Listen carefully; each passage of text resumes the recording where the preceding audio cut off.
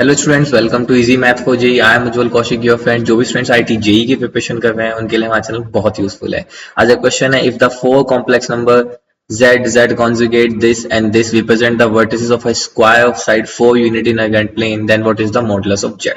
तो ठीक है, सबसे पहले z को आप x प्लस आई वाई ले लीजिए। ठीक है, अब इसके बाद अगर आप यहाँ से z कॉन्जुगेट देखते हैं, that is nothing but x minus iota y। ठीक है, उसके बाद जब आप z conjugate minus 2 times of real part of z निकालेंगे, फिर ये निकाल के उसको प्लॉट करेंगे, वो टाइम टेकिंग होगा। हम यहाँ पे यूज करेंगे प्रॉपर्टी हमारे कॉम्प्लेक्स नंबर की डिस्टेंस बिटवीन 2 पॉइंट की। क्या होती है, हम जानते हैं कि अगर हमारा z1 एक पॉइंट गिवन है और z2 एक पॉइंट गिवन है, ठीक है, तो ये हमारा पॉइंट है, तो इनके बीच का जो डिस्टेंस होता है, डिस्टेंस बिटवीन z1 z2 क्या होता है, modulus of z1 minus z2। बस इसी प्रॉपर्टी का हम यूज करेंगे और आज का क्वेश्चन यहाँ से हमारा खत्म। देखो अब हमें क्या गिवन है, हमें एक स्क्वायर गिवन है, हमने ले लिया, ये इसकी वर्टिसेस ले ली a b c और d।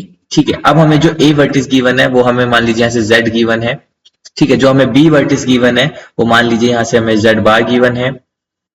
जो हमें यहाँ पे c वर्टिस गिवन है तो वो मान लीजिए आपका z conjugate minus 2 times of real part of this, ये गिवन है। और जो a b c d, तो ये d होगा।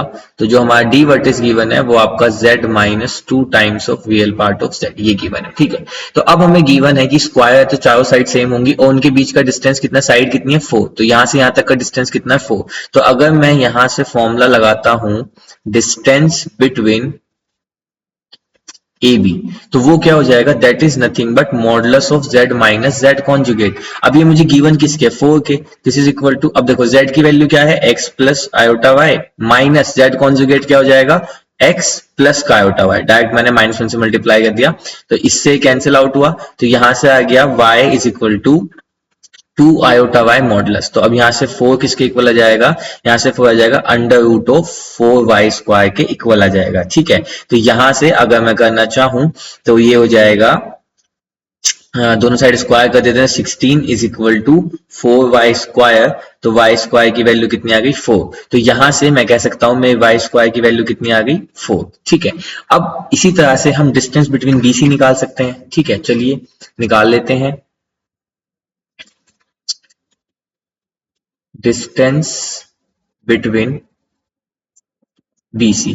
ठीक है, अब ये किसके इक्वल गिवन है, ये है B, ये है C, तो इसको कर लेते हैं Z बार माइनस, अब ये क्या आ जाएगा C, यानी कि देखो BC में क्या हो जाएगा B, यानी कि Z बार माइनस, तो ये जाएगा Z bar minus 2 times of real bar of Z conjugate. तो इसको ओपन करें तो ये किसके इक्वल गिवन होगा, अगेन 4 के, 4 is equal to Z conjugate minus Z conjugate plus 2 times of real part of Z conjugate.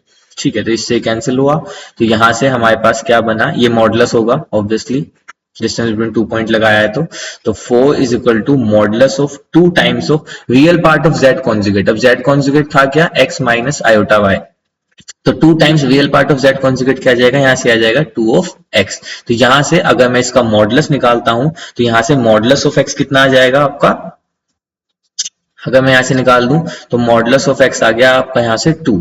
ठीक है, या तो आप ऐसे कर लीजिए, या फिर अगर मैं इसको दूसरे तरीके से पहले करूं तो this is 4 is equal to, ये हो जाएगा under root of 4x square. तो साइड स्क्वायर करेंगे तो 16 इज इक्वल टू, यहाँ से कितना हो जाएगा 4x स्क्वायर, और x स्क्वायर की वैल्यू भी कितनी आ गई 4। ठीक है, तो यहाँ से मेरा y स्क्वायर और x स्क्वायर आ गया। मुझसे पूछा क्या था, मॉडुलस ऑफ z।